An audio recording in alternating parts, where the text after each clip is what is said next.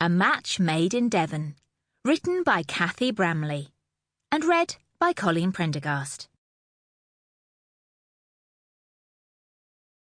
Part 1. The First Guests. Chapter 1. Maxine Pearce, the director, shoved her glasses to the top of her long, charcoal grey curls and clapped. "OK, folks, quiet please." In Victory Road, Studio 2, on the outskirts of East London, everyone fell silent. We were about to shoot my final ever scene in the show. This bit was so absolutely top secret that Maxine had insisted on the minimum number of crew on set. No one else knew what we were doing. It was all very exciting. And I was part of it. The thought sent a rush of adrenaline swooping through me. Acting was my life, my dream. There was a sort of magic that happened to me when I took on a role. I ceased to be forgettable, plain old Nina Penhaligon with hamster cheeks, freckles and impossible-to-style hair, who on a good day would be classed as curvy, and on a bad day really needed to lay off the peanut butter Oreos, and I became anyone I wanted to be, and I loved every second of it. Not much magic required today, however, because my character, Nurse Elsie Turner, was lying dead under a collapsed beam. It would be heartbreaking for fans of the show, the first death of a character. "OK, Nina?" Maxine asked, before giving final instructions to Mike behind the camera. "Yep." I tried to keep the tremor from my voice. Never mind the viewers, my heart was breaking too. I was going to miss this lot. Victory Road was a weekly drama set in the East End of London during the Blitz. Think EastEnders with gas masks and Victory Roll hairdos. It had been my best part to date by far. I'd earned proper money and hadn't had to work for the temping agency for months. I detested office work, but needs must when you're a jobbing actress. But after today, it would be over. I squeezed back the tears, mindful of my makeup.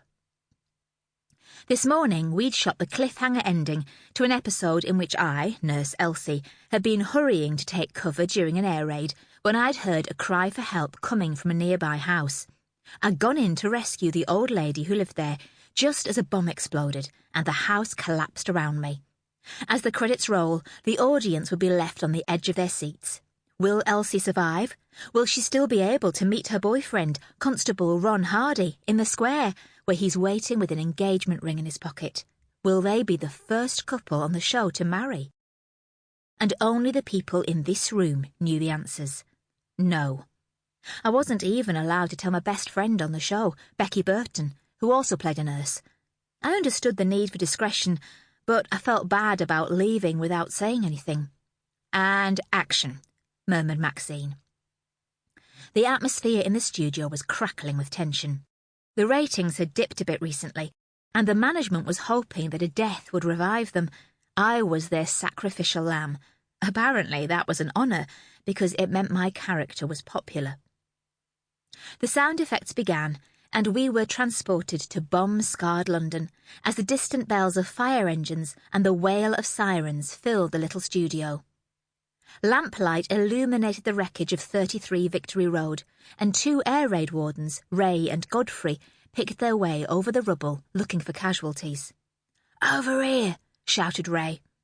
Ray, played by actor Lee Harwood, was the male lead. Drop-dead gorgeous. Shame I was playing a corpse and couldn't gaze up adoringly at him. The beam of his lamp found my face. He dropped to his knees beside me, and I managed not to blink under the glare. Godfrey leaned over us both as Ray checked for my pulse. "Cor blimey," Ray groaned, rocking back on his heels. "It's Nurse Elsie. She's dead." 90 minutes later, it was all over. I'd packed up my bits and pieces and said farewell to the crew who'd filmed my last scene. Maxine, her stiletto heels tapping on the marble tiles, accompanied me through the revolving doors and out into the April sunshine. We squinted as our eyes adjusted to the brightness. It was the first of the month today.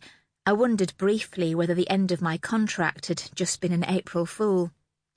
"What an exit," Maxine said, as we stepped towards the bus stop. Sample complete. Ready to continue?